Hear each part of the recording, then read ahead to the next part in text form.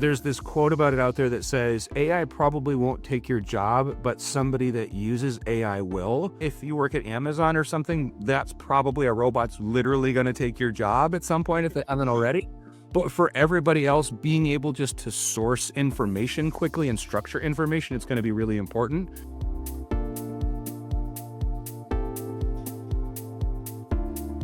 So today I'm joined by Matt Rieck, who is the Chief Human Resources Officer at Inszone Insurance Services. Thanks so much for being with us today, Matt. I think before we get started, audience just love to hear a little bit more about you and your kind of journey to your current position. Sure. Well, first of all, thank you so much for having me on the podcast, Anthony. I've enjoyed working with People Alliance a lot, and I was just at their event here in Simi Valley 2 weeks ago, and so it was very well run, and I really enjoyed it. There's a lot of great professionals to learn from. That being said, I'm Chief Human Resource Officer at Inszone Insurance, which is in Anaheim, California, and Inszone is about a 900-person company as of today, but we grew almost 500 people last year, so we're growing quite substantially year over year. And I'm also the author of a book called The Employee Retention Bible, which I wrote in November primarily because companies are still struggling with this. And I've been consulting folks on HR for, I don't know, what little hair I have left is all gray. So 20, 25 years in HR. And a lot of the same questions still been asked over the years. So the book sought to try to answer some of those questions. So to get where I got, I didn't go to school because nobody goes to school for HR or insurance. You kind of fall into either one of those in business. It's like where the jobs are steady and they're hiring and everything else. But it's funny because, we have a weird generation going right now, Anthony, in that like we've got all these boomer parents, grandparents that are retiring, and a lot of their kids and even grandkids don't want to take their businesses.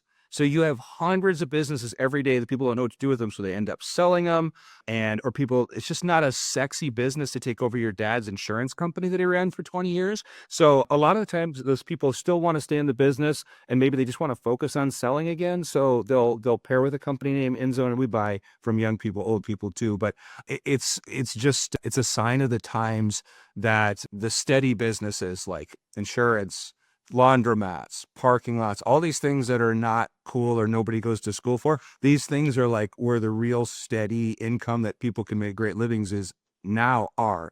And young people especially, like I talked to somebody like this week, I'm going to UC Irvine, Anthony, and I'm going to talk to students there in HR and business about how to look at the job market right now and get out there and apply. And one of the things I'll tell them is that like all the businesses that don't seem that cool are probably where you end up in your career. You might get like a cool marketing job at like a hip firm for a little bit, but eventually if you want to make some money, you'll end up in a steady industry. And so I'll tell them, like, if you look at those now, those jobs a lot of times will pay really good money over the years. And so I kind of fell backwards into them because those were the jobs that were hiring. And I've been really lucky in my career to get some great jobs that I really didn't deserve, but I've just done the best I could at them and learned as I went. I think it's like that for a lot of people, isn't it? Yeah. I think, you kind of 70% of the learning, maybe even more so, is done on the job, isn't it? I think It really is. You can go to school, you can learn, but ultimately it's all in the actual practice and the actual doing of the job in the end that you learn. I think it's definitely been the case for me. I mean, my degree was nothing to do with what I do now, absolutely nothing. And everything I've learned, English literature. Yeah, which is useless to me now. But you go and you learn and you do the best you can. But that's the thing for like younger people too that will listen to this or watch this that are looking at getting into business or insurance or HR is they'll go like, okay, so don't worry that much about what your degree is. Worry about getting your degree if you're going to go to college and getting the experience, making great connections with people. Because a lot of times those connections are just as important as the education you'll realize coming out of school. And then the other part of that is like your career will change several times in ways that you have no idea that it's going to change. You'll be in sales, and then the marketing team will have a little bit of a higher salary over for this, and you were never going to go into marketing. You'll go do it and you'll be good at it. And then that will be like 20 years of your career. So you have no idea. The important thing is to like not pass up opportunities when they present themselves and to not stop learning and trying to make yourself better for how you're going to grow, because you can't really predict how your career is going to end out. Oh, especially now. I mean, I think, this generation is quite unique in the sense that you have people starting new careers at 40, Yeah. whole new Rich. careers. Yeah. Yeah, Yeah. yeah, completely. Yeah, and that wasn't true of my parents, or No. my grandparents. They got their industry and they stuck to it. But now it's much more kind of people flip around, It takes Yeah. longer for people to find what they want to do. And I think, it's a good thing in a way. I think it's in a way it's pretty good, It's a great thing, and I think part of the fact that people have understood how much they can switch now, it's that if you look at what I was doing, I worked in Palmdale, California for NASA for 10 years, and they had a division of emergency services, security police and safety protection for their facilities. And I was doing largely administrative work that basically just became an HR job. This is now like 20 years ago for me. I realized all I'm doing all day is HR. So I started to get certifications in it and everything. I just went that way because I was like, the people, like, if people could get along, I would never have a job. But always, like, I have no fear about job security whatsoever because HR is always going to be needed because people will always need mediation.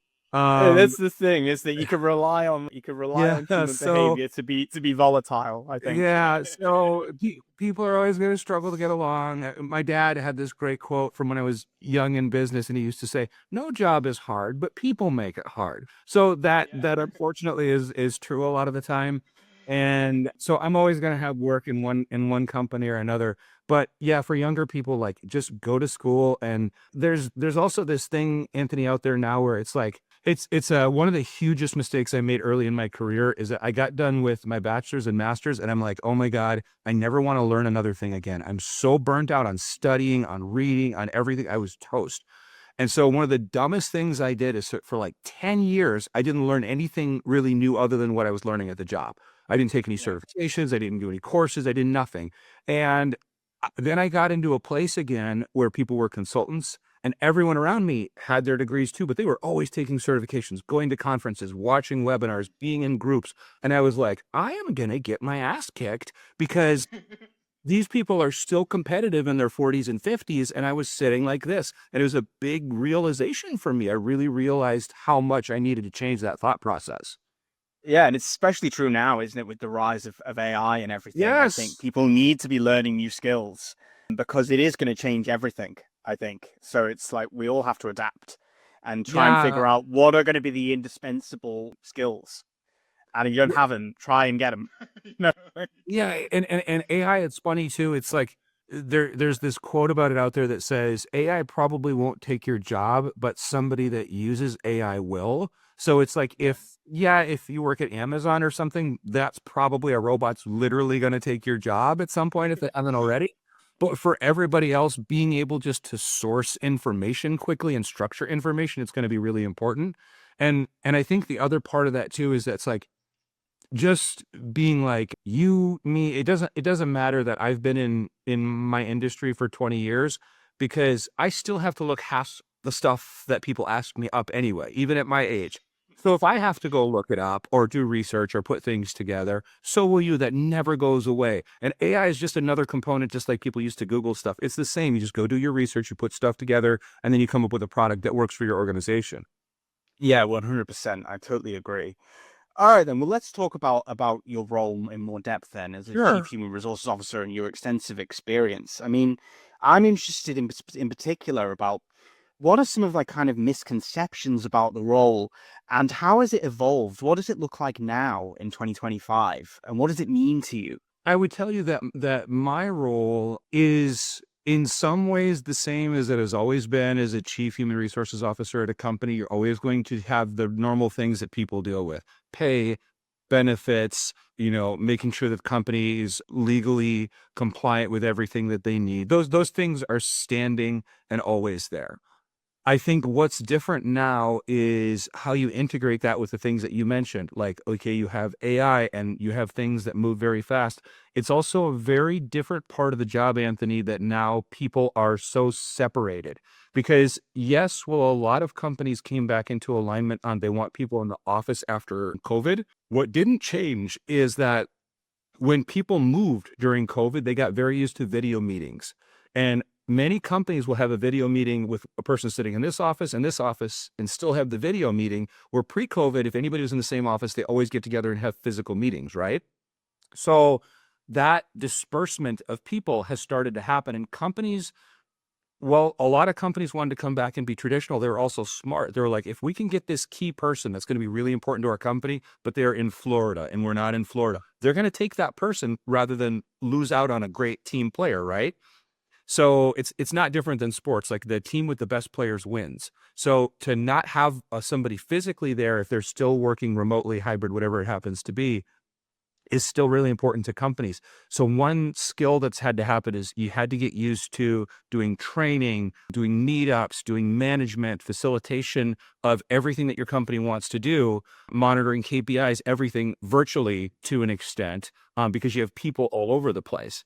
And then the other thing is that due to the speed of both AI and private equity in companies right now, HR is really different in that any company, Anthony, and this is where like companies like People Alliance are so important, is that any company that is not focused on training and development of their leaders will fall far behind of everybody else, because there's a very stupid thought process that a lot of companies worldwide, even global companies, are often stuck in, where they say, if Bob is the best maker of tires, seller of things, whatever it is, he's on a team, then Bob is the person that you promote to lead the team.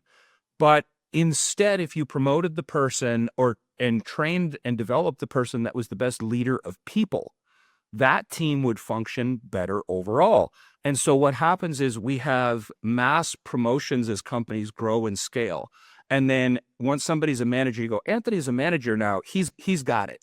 He has what? He was the best maker of things or seller of things. It doesn't mean he knows how to manage people, how to motivate them, how to do a schedule that works for everybody's crazy schedules now. It doesn't mean that he knows how to deal with problems with folks and get the best results out of people. And so companies that don't spend time training and developing other people, their managers specifically, will fall far behind. And I think a lot of companies are missing that. And that's where HR is developing the most now, is who can keep up with the training and development of leaders. And as companies scale so fast, they get huge private equity infusions, from different companies and everything, and they get bought by all these other companies as everything scales. Then you have to have people that can skill up quickly. Because if somebody was a really good, like A player, the top 20% at one company, and that was 1,000-person company, and they get bought by a 10,000-person company, they don't even have the skills, no matter how hard they try, to be an A player there. You have to skill them up. And that's what's different about HR now, is there's another responsibility in training and development that wasn't there before, that's super important now. Yeah, I love that point. Yeah, the idea of continuous development, I think, is really, really essential for everyone at every level. And also, I think just because you're good at your job now doesn't mean that you're necessarily keeping up with how it's changing, right? And how Yes. things are changing your particular skill set, I think. And Yeah. that's a big thing to be mindful of as well. I sometimes do it. I mean, I'm in content marketing and copywriting, Yeah. and I sometimes, I spend so much time in the weeds doing tasks that I sometimes think I'm not actually keeping up with like what people are saying and how this role Yes. is changing what I should be doing, because you just get so caught up in execution that you stop Yes. thinking strategically, don't you? Yeah. Sometimes, like, you kind of, I think it's a big thing that happens with people. Yeah, Yeah. you're so busy doing your job that it's hard to look back and see where your job is going and how you can try to get to where your goal is. It's the same for companies. It's that, like you said, you get stuck in execution, but that's why you have to have a 2-year, 5-year plan out that you're working towards long term. And anybody that's done that, that's been like, this is my big goal, these are all the steps to achieve it. Anybody that's tried to do that knows that you're going to fumble so much, fail so much in that process. The process will end up looking completely different than you thought it would when you get there to the goal at the end. But eventually getting there, and it usually takes a little bit longer than you want it to, but eventually getting there, you learn so much and you skill up so much, and you're such more versatile player once you finally get there. And that's a kind of a lot of people have a big fear of failure. And as I've gotten older, I'm 46 now, I welcome failure now because I learn from it. I'm going to try this and see how this works. Oh, that didn't work because of this. And then I'll adjust and I'll just keep doing it. And it's been a welcoming thing because I can grow from that and learn from that and get better. But if you're not failing, you're not trying, because you Yeah. should just be failing all the time, trying to make things better.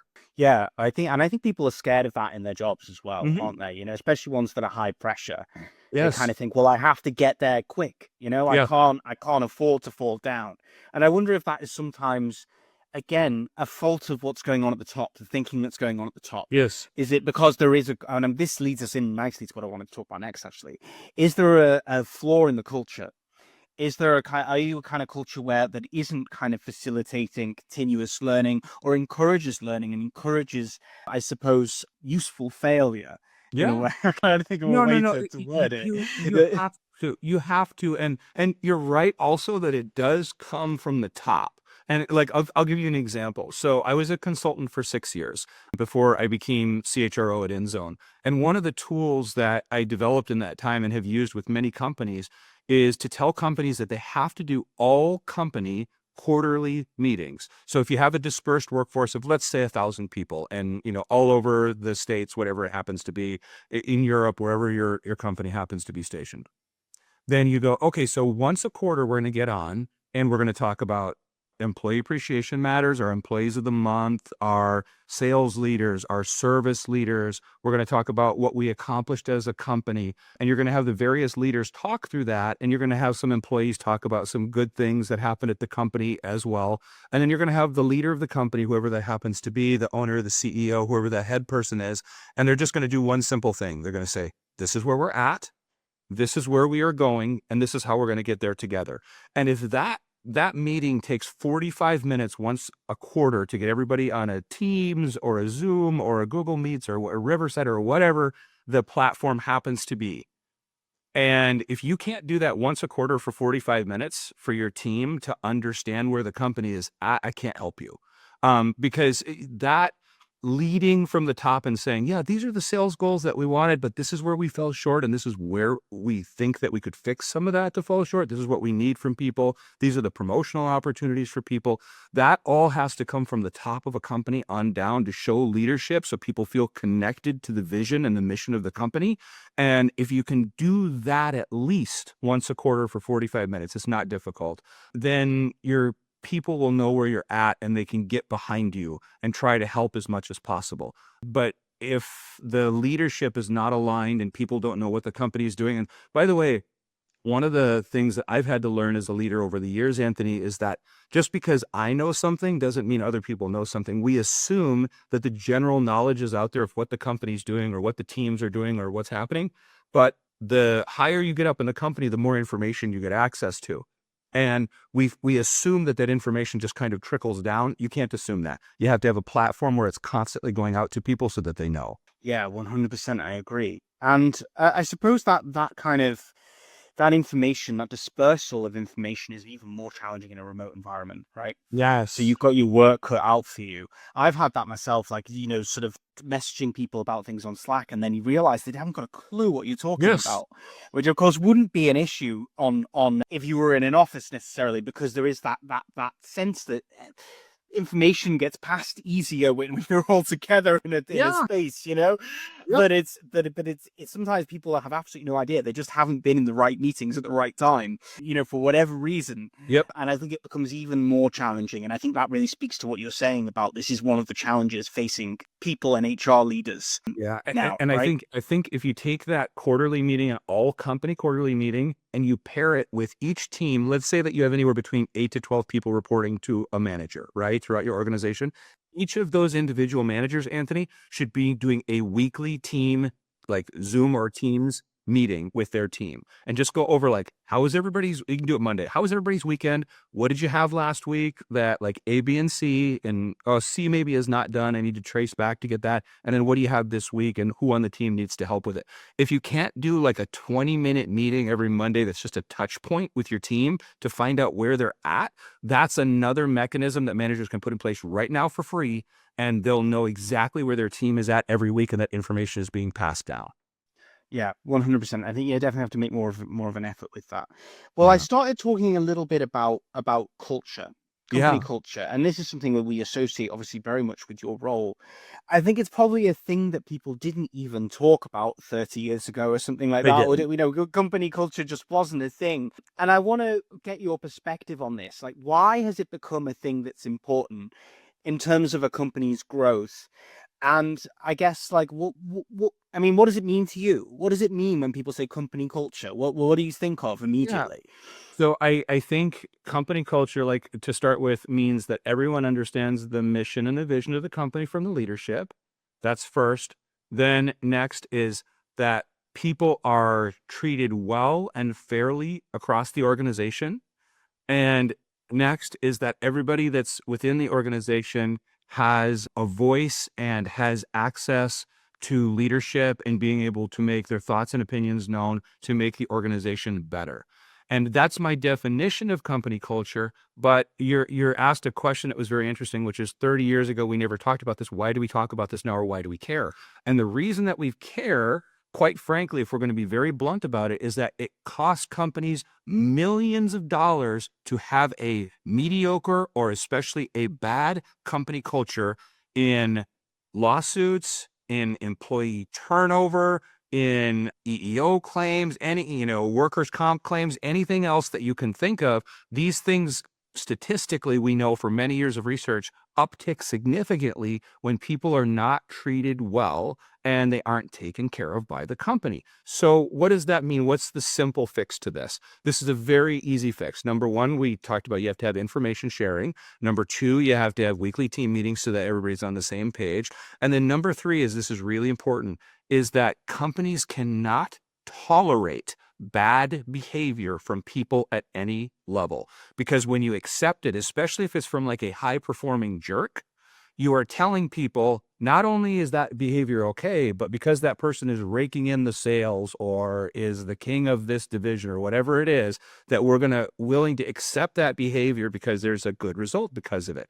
And if you watch any content that's out there on LinkedIn today, you'll see that if you have one tree that soaks up all the light, all the sunlight, and everybody else can't get any light, and you chop it down, everybody else gets light and comes up together. So you can't have your best talent that you spend time, money, resources, training, and developing going out the door every 3 to 4 years, if they even stay that long, because they have a bad culture at the company. You have to do everything you can to keep the A players that are in your talent bloodstream, because if you lose your Shaq, if you lose your Kobe, if you lose your MJ, then you're out of luck to try to get the next one in and get them up to speed and everything else. It's a very expensive proposition for companies. So that's why it's so important. And just on the moral and ethical side, yes, you want everybody treated well and come to work and enjoy it. It's a better experience for everybody. But also companies have paid attention to it because it costs them millions of dollars when they don't. Yeah, I think that's definitely true. I also wonder if there's kind of more of a sense now as well, probably through technology and through social media, that employers or potential employees, I should say, are more aware of a company's culture before they enter it, right? Yes. Like they're more aware of it. It's like it's out there. So I Yes. wonder if, like, if there's more of a risk in having a bad company culture than Yeah. perhaps there was in the past. There's more accountability, at least there should be, Yes. because now, people can talk about companies anonymously online. Yes. People will know about it, and it's kind of like, I think there's more kind of, this is going to get onto what we're talking about, but how it Or there, kind of, I wonder if like culture leaks into your brand in that way, or what people think about your company. yeah. And And this has a it's knock-on effect. it's a really good segue to go directly into the next segment. Yeah, you could just Okay. go on. Yeah, let's So make it organic. here's what will happen, because if you watch the people that are really big on like work social media now, which are like Gary Vaynerchuk, the Hermosis, all these people that are doing like business social media now, what you'll start to see is, like, Richard Branson's a good case too. Like, and what you start to see is what you said is right. Culture becomes branding, and there doesn't need to be a difference. And very smart companies like Virgin, like Richard's brand, all these companies that are smart. And Inszone has been doing this for the last 2 years as well. It's a crazy difference how they can become the same thing. And let me give you an example. So let's say that you have a company of 100 people, and the company is growing really quickly, and they want to build out their brand, but they don't have $25 million to spend on marketing. Okay. So you have 100 people's work anniversaries every year. You have 100 people's birthdays every year. You have an employee of the month every month. You have sales leaders every month, and maybe due to your KPIs, you have some kind of service leaders every month. You probably have safety awards. You maybe have a charitable time off program, whatever your company has. Just take that just to start. And then you got new hires, promotions, retirements, just those few things. Now, if you take a picture of Anthony, who works at your 100-person company, and you write 2 paragraphs about why Anthony was chosen as the employee of the month this month. These are the things that he helps the team out with. This is why he's great. These are the promotions that he's got in his career. You do 2 little paragraphs and you send him an email. Anthony, we want to put an email out about you and put it on LinkedIn. Is that okay with you? Yes. Good. Okay. And you put that out for Anthony. Now, what does that do? Now, Anthony is getting to his internal email to his peers. He's getting lifted up. He's getting employee appreciation. The company's social medias, let's say if they just put it on, not even the video social medias, so they put it on Twitter, Facebook, Instagram, and LinkedIn. Okay, just for an example. If they take that same story and they put it on those 4 places and they put it in an internal email, now everybody that sees that on those spaces on the company's sites is going to go, oh, okay, so this company appreciates their employees. They talk about what they do well. The company is also now getting free recruitment because people want to work someplace where the employees are treated well. They're getting free retention because they're getting employee appreciation. Now multiply this. So that's just with a 100-person company with those things. You've got 20 work days in a month. Just with a 100-person company and the formula I just gave you, you could do 20 posts a month across all platforms and 20 internal emails. What would that do to your company's culture? Number one, now it's like everybody knows everybody. Everybody's talked about everybody. It's interconnected all the time. It's one email out of the 150 you got that day. Who cares? And people will see it on their socials. But your company is now branded as a great place to work, and now how much easier is your recruitment? How much easier is your retention? How much easier is your branding and marketing because your company's name is constantly in the media for free? This is free. The other thing that this does that companies don't understand that's really important is you get repeat behavior. Because if you talk about why Anthony was chosen, for example, for Employee of the Month, you are telling your employees, this is what the company holds up as important behavior that we want repeated. Then you get repeat action of that behavior. So you're training your employees as this is what's important in our company. And like I said, very few companies do this. And the ones that are doing it are killing everybody else. And it's entirely free employee appreciation and branding all in one. So it's a real kind of, it's not like it's revolutionary, but like companies aren't doing it and everybody should be. Yeah, I think definitely it's true. It's free testimonials, isn't it? Yes. It's just yeah, imagine just, you have those quotes on your site, on your social media. It's the most attractive. And I think it's not just limited to people joining up in terms of wanting to become an employee, but also people, I think especially there's been a lot of research on the Gen Zers, and they care a lot more about a company's values, in terms of companies that they buy from. So I think that can have a big effect as well. It can make a big difference in terms of people who are buying your product or service. Yes. I think it's big time. I mean, I've heard of people who've avoided Amazon for the same reason because they don't like the way they treat their employees. It's a similar thing. It completely is. You're right. And if your company gets a reputation as a company, like you said, like for younger people, probably people that are up to like 40 years old right now, those generations, those people value employee appreciation and the culture just as much as how they're getting paid. And it's like, if you've ever gone to like look at apartments one day and you go and you can see the same price for 4 different places and they're going to be wildly different in what you get. It's not unlike that for employers. It's you're going to go and you're going to go to a place and work, and companies just assume because the company's been there for 10 or 50 or 100 years that that's something that employees really care about. Now, if people are later in their career, they're really worried about stability, yes. But for most young people, and companies don't like to talk about this, and I don't know what it is in Europe, but in America, the average tenure for an employee to stay at a job right now is 3.9 years. So people are not generally going to be at a company that long. Now, there are variances. If you take a company like Inszone or other insurance companies, people have a book that takes 5, 10, 20 years to build up to a huge book that they'll get residuals on, that, they're going to be able to work their whole life. It makes sense to stay in one job for their whole life. But most companies don't have a mechanism like that, where there's a real long-term reason to be there more than 3 to 4 years. Because, and again, I don't know how this is in Europe, but in America, the average raise for an employee is 3% per year. So, and the average amount that somebody gets to go from one job to another is 17.8%. So if you stay at a job for 3 years, you're going to get 9% of raise on average. And if you stay in there for 3 years and then go to another company, you're going to have that 9 plus a 17% uptick. So people jump companies if they're smart, as they skill up every 3 to 4 years, because they can just make way more in their careers with that. And the smartest people are the ones that are also constantly taking certifications, going to conferences, attending webinars. They're building out their networks, because then they're not just thinking of things at one company. And then, so how does somebody keep people long term then? Well, you have to have the things we talked about. You have to either have a mechanism on their pay that has to do with equity, or they have to be able to have a book of subtype, or they have to be able to increase their income another way, where it be some kind of bonus structure. And, the benefits and everything that comes with like a total rewards offering for a company is going to be really important to employees. And the most important thing that companies don't want to admit, Anthony, is that most people don't leave companies. They leave a manager that they don't like working with.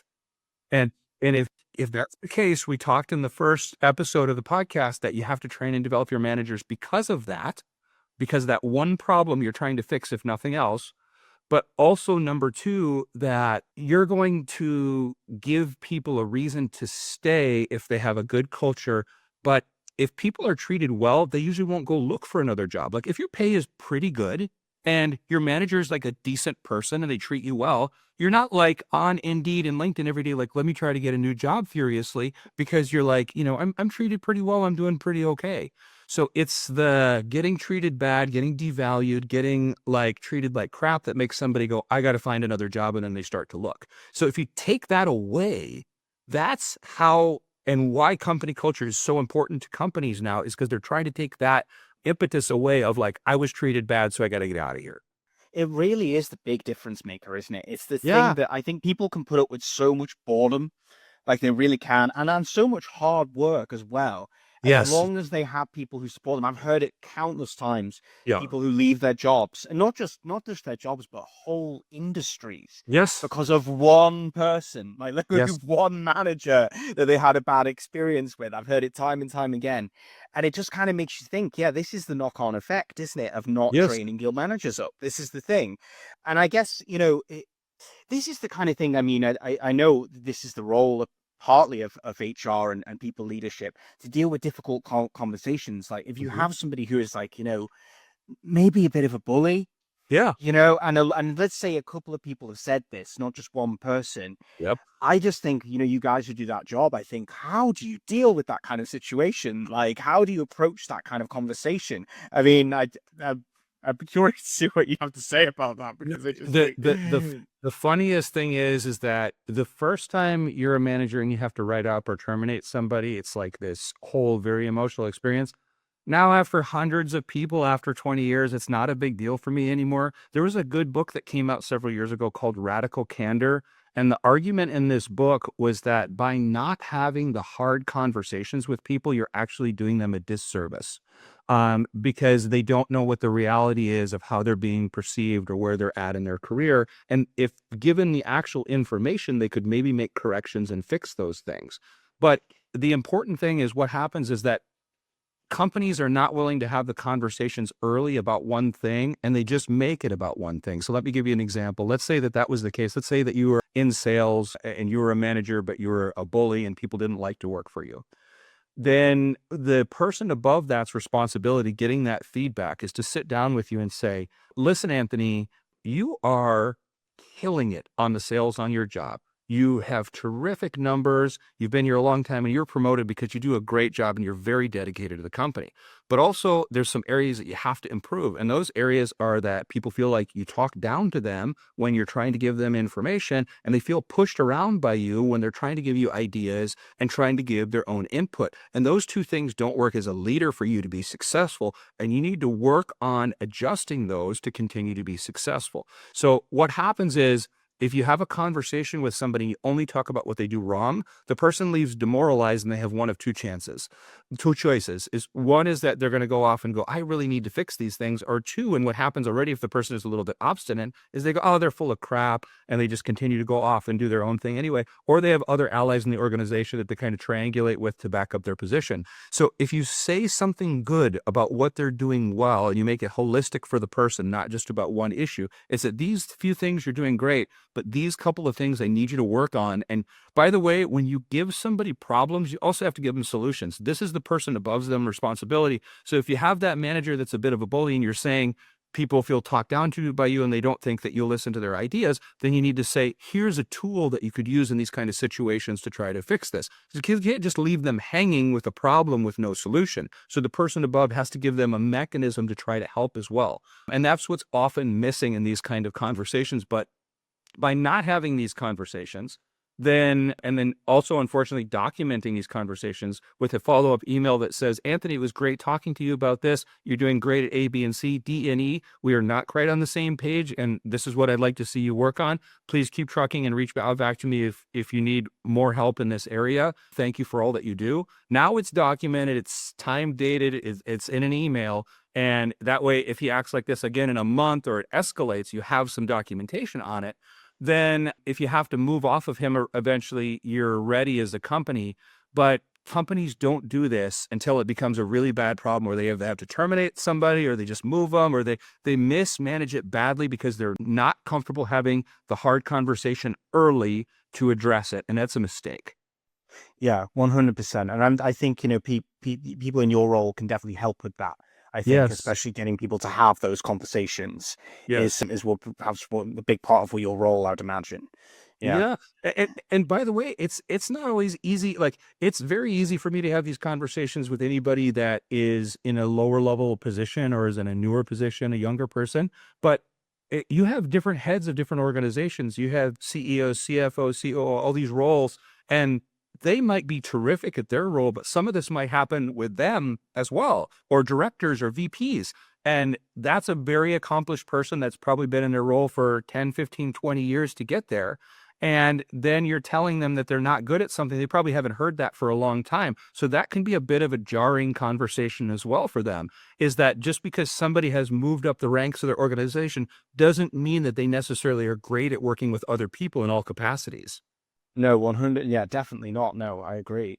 I can see how that would happen, certainly. Okay, so I know we're going over a little bit here. Can you spare another 5 minutes, seven I'm minutes? yours. Okay, great, thank you. Because what I want to go back to, I've realized that everything we've talked about, so it's a company culture and company brand, is it all ties together, and I think it all goes back to retention as well. It's a Yes. big part of it. The retention being a big problem, especially now. And I was just wondering, I want to put out because I want to break this down as practically as we possibly can. Sure. So if a person, let's say tomorrow, somebody's brought in, you're someone who has experience in HR leadership, people leadership, you're brought into a company and the company says to you, like, right, look, you're our new chief people officer, you're our new chief HR officer, whatever it is. We have a problem with retention in this company. Mhm. We've realized that there is a problem with the culture at the core of this, and it's Yes. making people not stick around. What are your priorities then in that role going to look like? What are the steps you're going to have to take then in that role to correct that? So I will tell you, as somebody that has been through this and helped now over 120 companies with different issues around this, is that if you go into an organization, first of all, is that the leadership actually has to have an understanding that that's happening, Anthony, because a lot of times there's a gray cloud there. But if you do something like, okay, company A, how many people did you terminate, lay off, or quit last year? What's that number? And they tell you. And then you go, okay, then you get somebody in HR or payroll to go, get me the salaries for all those people and add them up. And then if you go to like the Bureau of Labor Statistics in the United States, they'll tell you that it costs between 12 and 18 months of an employee's salary to turn an employee over. So now you have a full year's salary for each of those people. And let's say your company let 50 people go last year. That's how much it cost you in turnover. So that will get the attention and give you the power to the people that are important to be able to make a change. So that has to happen first. Then the mechanisms that we talked about are very easy to fix this if the company is consistent. So number one, you've identified the problem and how much it cost. Number two, you're going to put all company meetings every quarter in place. Every manager has to have a weekly team meeting. You're going to do the employee appreciation program that we just talked about through social media for free. And you're going to put a 6-month management training program in place, because you can't get to every single employee in the company, but somebody in your company can train and develop people. Somebody in HR, somebody in leadership can put together 6 45-minute PowerPoints to go over things like communication, conflict resolution, change management, coaching. You can do that stuff easy, and all that stuff is free on my website or a million other websites that you can go and get examples. But if you put those 4 steps in place to fix a company culture, almost any culture can be fixed with that. If the leadership actually understands that this is a very costly program that they have to fix and they can get behind it. If you don't have this first one, none of the stuff that you do will matter because the leadership's not on the same page. And that's the best. And by the way, all of this stuff that I'm talking about today, none of it's from me. I stole this from people smarter than me throughout the years. It's all stuff that I've tried, failed at, and went, oh, this works really well, and then used on repeat and adjusted as I went. And those 4 culture fixes will fix just about any company's culture, help brand them, help market them, fix the retention, and make recruiting much easier if they put all of those in place. That's really great, yeah. And the way you put it down, it sounds quite simple like that. But what are some of the hurdles, aside from people kind of not recognizing the problem? Have you ever seen it go wrong? Have you seen the implementation of this kind of thing, like these steps go wrong? And what have been the blockers? The blockers will be in the beginning, especially from the leadership, if they don't understand how much this costs and why it's important. The blockers can also be if you have somebody in leadership that is a high-performing jerk. They will not care about this. And this will, if anything, kind of put a mirror on them where they're like seeing this stuff of themselves and they will not like it. That can happen in a company. But systemically, this doesn't just exist with one person, meaning like the program that I told you about using social media for free to do the employee appreciation, that can be done in 5 minutes a day by an intern that understands social media. That's easy. They can track it in an Excel spreadsheet. But once you do that and put that online, everybody else in the company will see that. They'll start to post, oh, we had an event. Oh, we went to a baseball game. Oh, we did a barbecue. Oh, we're recognizing this person. And it catches like wildfire and spreads because nothing happens just in a vacuum. So if you do good things and you put them out there for people to see, other people in the company will pick it up and go, like I said, look at Virgin or Inszone or any of the big companies that are doing this online. It's everywhere. Their social medias are inundated. Everybody wants to work there because they know that these are good companies that are going to be like a great place for them to go work. Those types of things are going to be important, but your blockers will be people that they really couldn't give a crap less about company culture or anything like that because they don't understand how much it costs, or people that they themselves are performing badly that they don't want that light shined on them. Those are the only 2 blockers I found over the years. Yeah, definitely. They feel like they've been able to slip under the radar Yes. up till now, and now it's not going to be as easy because Yeah. now they're going to have like, I don't know, like employee feedback, peer Yes. feedback and things like that, where people have to be kind of frank about what they think about people and where their weaknesses and stuff. It gets harder then, doesn't it? Yeah. And when you say like, if you set like a metric for people and say like, how do you feel like this person has met our company's values? Let's say Yeah. you think like our company's values are fairness and, being a mentor to each other, being a help to everyone. And then you present that and say, how much does this person match that metric? And you have to be honest and say, well, not Yes. at all. Yeah. Well, then you can't get away with it anymore, can you? If you make that No. part of that culture so much like integral to how you sort of value employees, then Yeah. it's harder to get away with that stuff anymore, isn't it? I think. It is, and also like if you're a very numbers driven organization that people want data on everything, if you track the turnover cost year over year, that will be a good indicator. If you track how much you spent on recruiting, that will be an indicator. If you track how much the company had to spend on lawsuits year over year, that will be an indicator because it will show you how your employees are responding to everything that you're doing and what kind of culture you're really creating. Yeah, definitely. I think the numbers don't lie very often. I mean, I Yeah. think both qualitative and quantitative information have to go in tandem, don't they? I think. Yeah, for sure. Definitely. Yeah. Well, it's been great. I wonder if we could finish maybe just, I mean, this is always the most awkward part when I ask people to get the crystal ball out. Sure. So to think about, but what is the future of this role of people leadership, or whatever you want to call it, human resources leadership? What is the future of it, and why is it so important in the future? Why, how would you sum up those two things? The existing things that we've talked about for the role of people leadership will stay the same. Where if somebody wants to level up into people leadership in the future, the concepts of how to actually affect a company's culture and how to train and develop people will be the two most important skills that they need to develop over the next 10 years for future people leaders that want to go into this role. And where this goes in the future and why it's important because, as you said, the culture affects everything to do with retention, with branding, with marketing, with recruitment, and also for companies that are scaling as incredibly quickly as they are now. Even a company that puts something in place like this 6-month training program that I talked about for their management, even then it's not enough. You have to do everything that you can to help people get to be ready for the next level, especially if your company's scaling very quickly, because otherwise, this is why companies go off and spend hundreds of thousands of dollars on a really big role for a person because they've done something before. Because if you're trying to do things for the first time, no matter how well-intentioned people are, how hard they work, how much they try to level up, there's still all that gap to try to make. And so you have to do everything you can to help these people level up. And the companies that do that with people, there's an old, kind of meme about, well, what if I spend all this time training and developing people and they get really good and then they leave? Well, what if you don't? Then you just have somebody that sits here. Take the time. If you get 3 or 4 years out of somebody and they do this much level of work as opposed to here where they started, you got so much out of it for your company. Be grateful for it. Yeah, And if they yeah. leave and go somewhere else, you treated them really well. They have good things to say about your company. That's the way business works. And also, those people are going to be influencing the new people who are coming in Yes. as they're going out. So you have people who are coming up underneath them who are going to be better than you would have had if you weren't spending all this money on training them. That's the Yeah. thing. I think that's a big difference as well. All these things trickle downhill, don't they? They're definitely 100%, and then go back up again. I think if you have create this kind of environment, everyone treats each other well. I think it's conducive to everyone working better. Well, thanks, Matt. This has been great. If people want to reach out to you for more thoughts on this is plug time.